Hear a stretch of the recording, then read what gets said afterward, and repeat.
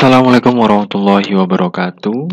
Kembali lagi dengan saya Didit Sito Pamuji pada mata kuliah Mekanika Fluida 1.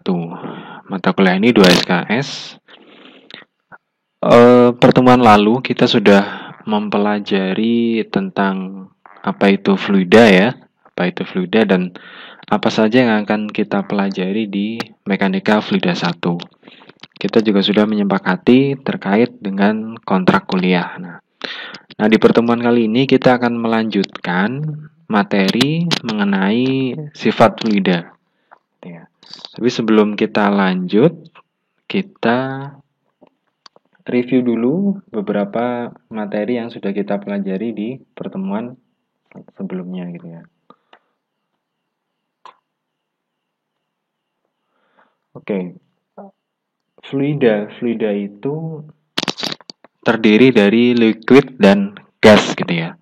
Fluida itu terdiri dari liquid dan gas. Nah, bedanya adalah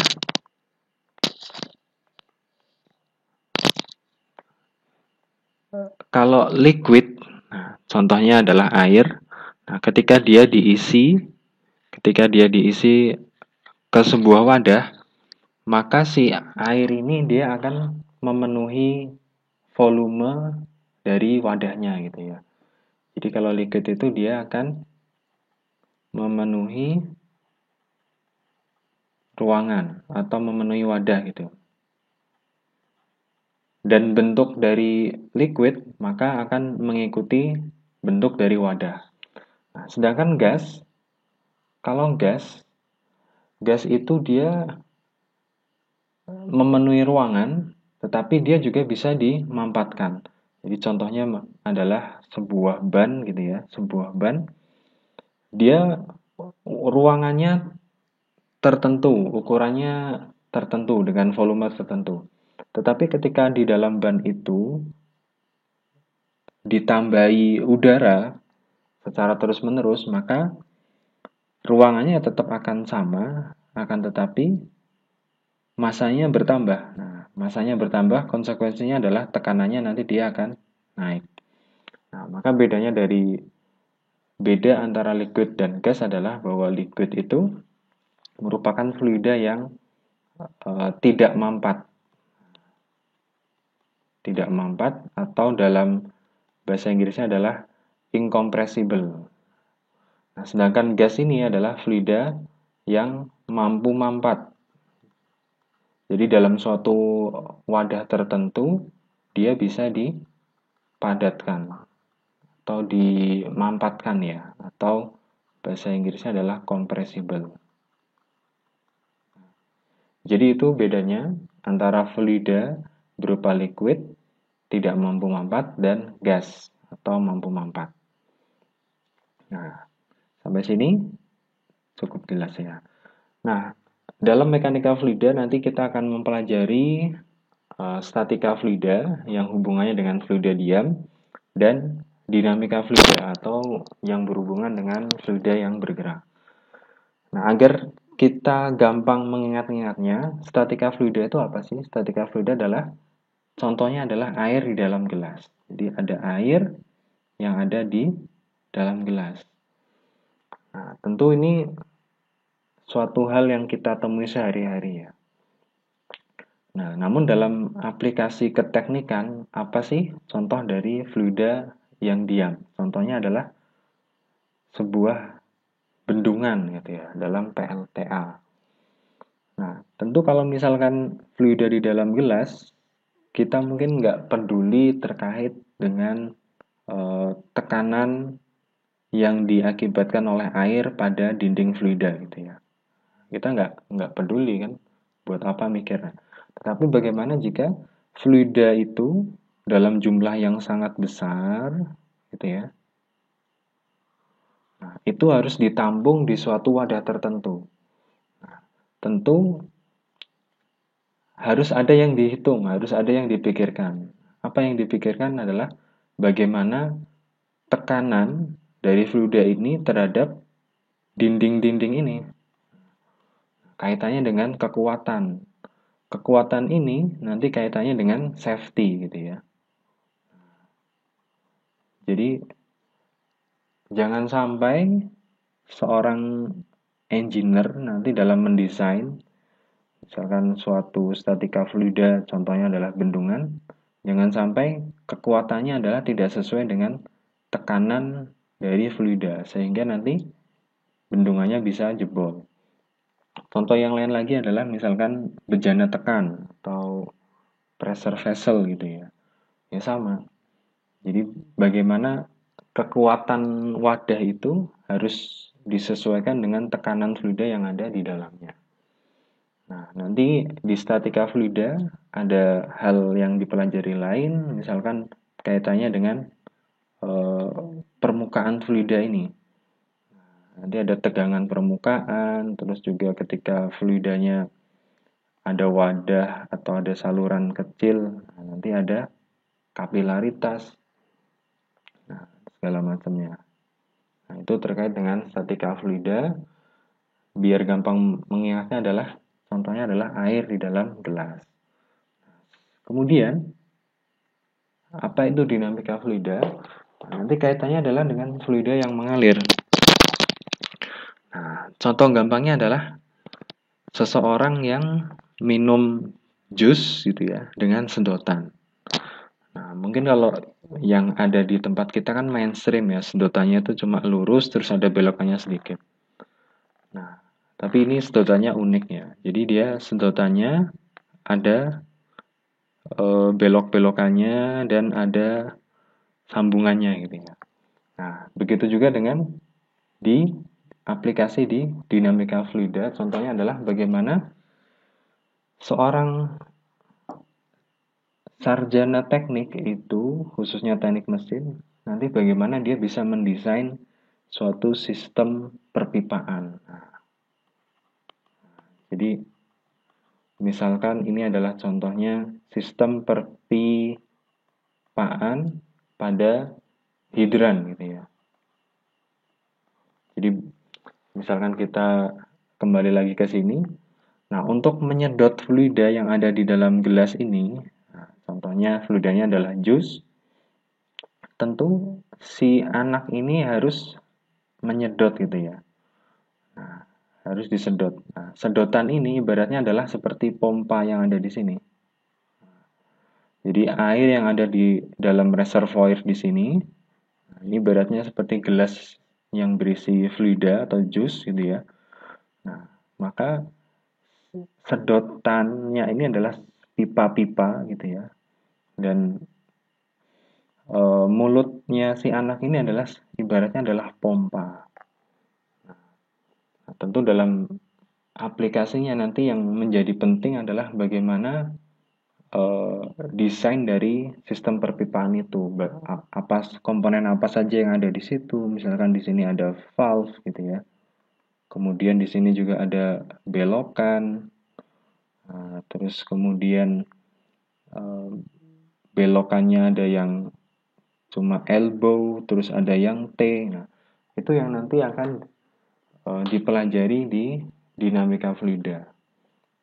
Kemudian bahan material dari pipa itu juga berpengaruh.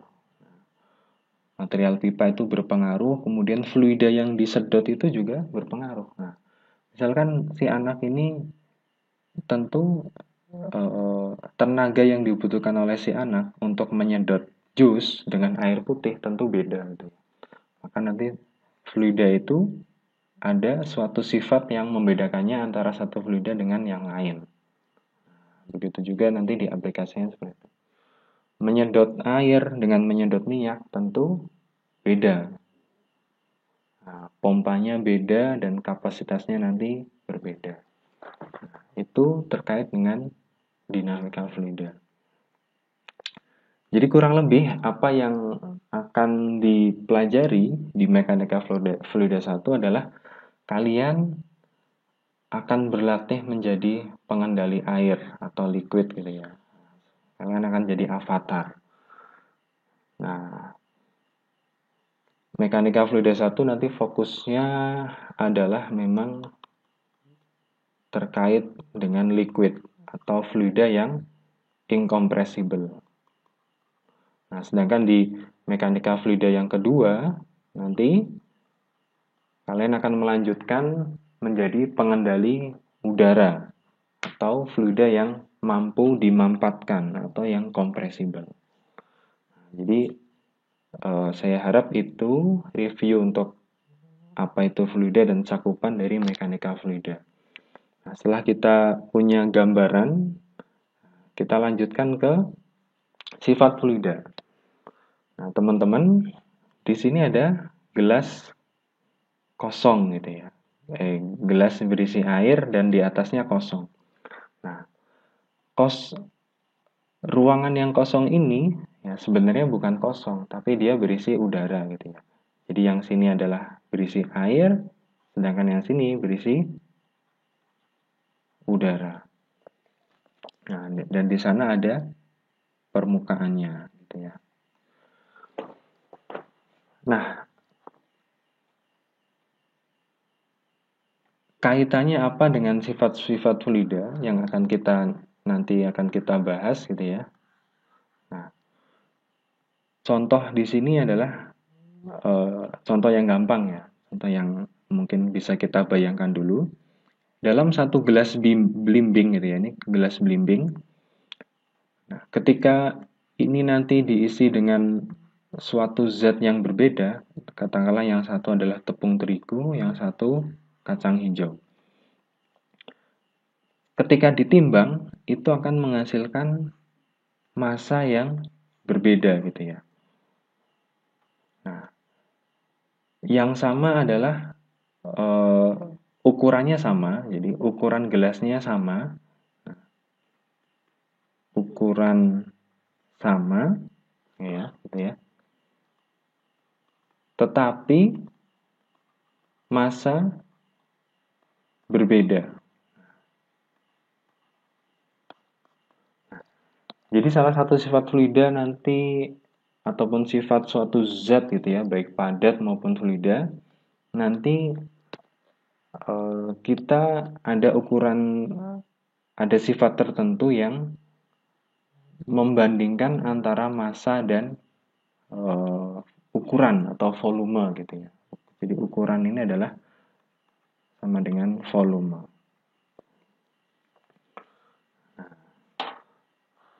Ini gambaran aja bahwa suatu fluida tertentu, nah, yang memiliki massa tertentu, dia itu akan memiliki ukuran yang tertentu juga. Ketika fluidanya berbeda, katakanlah ketika air ini berisi air dan ketika air itu kosong, ketika ditimbang tentu massanya berbeda gitu ya. Walaupun volumenya sama. Nah, nanti kita akan mempelajari sifat-sifat fluida itu apa saja gitu ya. Nah, di sini ini sekedar istilah aja, nanti kita akan membedakan apa itu sifat ekstensif dan sifat intensif. Nah, kurang lebih properties ataupun sifat-sifat yang akan kita pelajari itu terdiri dari massa. Massa ini satuannya kilogram ya, kemudian volume, satuannya meter pangkat 3, temperatur, nah, yang biasa kita pelajari Celsius, atau nanti yang satuan internasionalnya adalah Kelvin, kemudian tekanan itu adalah satuannya Pascal, dan massa jenis. Nah, massa jenis nanti kita akan bahas lebih lanjut. Dia satuannya adalah massa per volume, kilogram per meter kubik. Nah, bedanya apa? Sifat ekstensif dan sifat intensif. Nah, kalau ekstensif itu, nah, ketika suatu fluida gitu ya, atau suatu zat dalam suatu wadah tertentu, kemudian wadahnya kita bagi dua gitu ya, kita pisah jadi dua. Nah, ada pembatas di sini. Ketika sifat tersebut berubah, nilainya berubah, nah, misalkan dalam suatu wadah besar tadi massanya adalah M, ketika dibagi dua dia berubah jadi setengahnya, volumenya juga seperti itu, maka kita sebut sebagai sifat ekstensif. Nah, namun ketika ketika wadahnya dibagi berapapun, nah, sifatnya itu sama. Jadi wadah yang semula temperaturnya katakanlah 25 derajat Celcius, setelah dibagi dua temperaturnya sama, tekanannya juga sama, massa jenisnya juga sama, rho-nya sama, maka kita sebut dia sebagai intensive properties. Nah, jadi itu istilah saja yang nanti silakan dipahami. Nah, kita masuk ke sifat yang disebut sebagai density. Density atau massa jenis gitu ya. Bahasa Indonesianya adalah massa jenis. Nah, seperti yang ilustrasi gelas tadi ya, gelas ketika diisi dengan tepung dan diisi dengan kacang hijau, ternyata masanya berbeda walaupun ukurannya sama. Nah, maka besaran yang menyatakan perbandingan massa dengan perbandingan volume itu disebut sebagai density atau massa jenis. Satuannya adalah kilogram per meter kubik. Nah, jadi suatu zat gitu ya, baik padat, cair, dan gas, itu karakteristiknya adalah dia memiliki density yang sama. Jadi untuk fluida cair dan padat gitu ya, dia karakteristiknya adalah massa jenisnya tetap gitu ya. Namun untuk gas, nah karena dia fluida yang mampu mampat, jadi dalam suatu ruangan tertentu massanya itu dia bisa bertambah atau berkurang. Jadi karena dia mampat gitu ya. Nah, maka dia gas itu rho-nya cenderung berubah. Jadi kita sebut sebagai compressible itu tadi atau mampu mampat. Nah, kebalikan dari density adalah specific volume. Jadi specific volume ini merupakan 1 per massa jenis atau sama juga dengan volume dibagi massa. Maka untuk specific volume itu satuannya adalah meter pangkat 3 per kilogram. Nah, ada sifat lain atau besaran lain yang disebut sebagai specific gravity. Specific gravity itu adalah perbandingan massa jenis suatu zat gitu ya, atau suatu fluida atau suatu zat gitu ya, umumnya bisa padat, gas maupun cair, dibagi dengan massa jenis air. Jadi di sini ada tabel yang menyatakan specific gravity dari beberapa zat gitu ya. Nah, tentu untuk air specific gravity-nya adalah 1 ya, karena massa jenis air dibagi dengan massa jenis air sama dengan 1.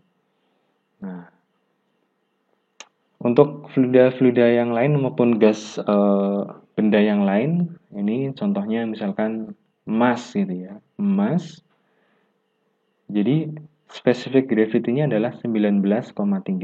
Apa maksudnya? Maksudnya adalah emas itu dengan ukuran yang sama dengan air gitu ya, misalkan katakanlah volumenya sama, emas itu akan memiliki massa emas gitu ya, massa gold itu 19,3 kalinya massa air gitu ya, dengan ukuran yang sama. Itu artinya seperti itu. Nah, kemudian ada besaran lain yang disebut sebagai berat spesifik atau specific weight. Jadi specific weight itu lambangnya adalah gamma gini ya, gamma S. Itu merupakan perkalian antara massa jenis dan gravitasinya. Nah, ini tadi contohnya suatu benda dengan massa 3 kg, volumenya sekian, berapa massa jenisnya? Massa jenisnya tentu adalah 3 dibagi 12, yaitu 0,25. Nah, sedangkan berapa spesifik volumenya? Spesifik volumenya adalah berarti 12 dibagi 3, yaitu 4. cukup jelas sampai sini. Nah, kita lanjutkan lagi ke kita sedikit menyinggung terkait dengan gas ideal. Jadi gas ini nanti dia ada persamaan tersendiri yang menyatakan dengan persamaan kesetimbangan dari gas. Maka disebut juga sebagai persamaan gas ideal. Apa itu persamaan gas ideal? Maka persamaannya itu dinyatakan dengan rumus P dikali V itu sama dengan R dikali T. R ini adalah konstansa dari gas gitu ya. Nah, atau bisa juga kita tuliskan gitu ya, bahwa P itu sama dengan rho dikali R dikali T. Nah, jadi yang umum mungkin dulu waktu kalian SMA bahwa PV sama dengan MRT, maka ini sama dengan ini ya. Jadi ketika massa dibagi volumenya pindah ke sini, nah ini volume pindah ke sini, maka massa per volume itu sama dengan massa jenis. Nah, untuk persamaan gas ideal perlu diperhatikan bahwa nanti temperaturnya harus dalam satuan Kelvin. Nah, jadi satuan Kelvin itu sama dengan temperatur dalam satuan Celcius ditambah dengan 273,15 atau biasanya kita bulatkan 273. Jadi itu untuk persamaan gas ideal. Nah, ini contoh kasus bagaimana kita menghitung density, specific gravity, dan massa dari suatu udara. Air itu bahasa Indonesia adalah udara dari suatu ruangan. Nah, katakanlah di sini suatu ruangan dengan ukuran 5 kali 6 kali 4 berisi air udara gitu ya. Tekanannya 100 kPa, temperaturnya 25 derajat Celcius. Nah, kita akan menentukan berapa massa jenis dari udara tersebut. Nah, ini karena udara, maka kita bisa menerapkan persamaan gas ideal tadi. Nah, jadi persamaan gas ideal tadi adalah P sama dengan rho dikali RT. Nah, maka rho itu sama dengan P dibagi RT. Nah, ini angkanya dimasukkan 100 kPa dibagi dengan R-nya sekian, konstanta gas ya. T-nya dalam satuan Kelvin ya. Jadi yang tadinya itu diketahui 25 harus ditambah dulu dengan plus 273,15.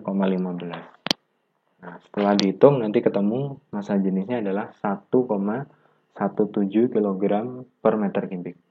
Nah, jadi ini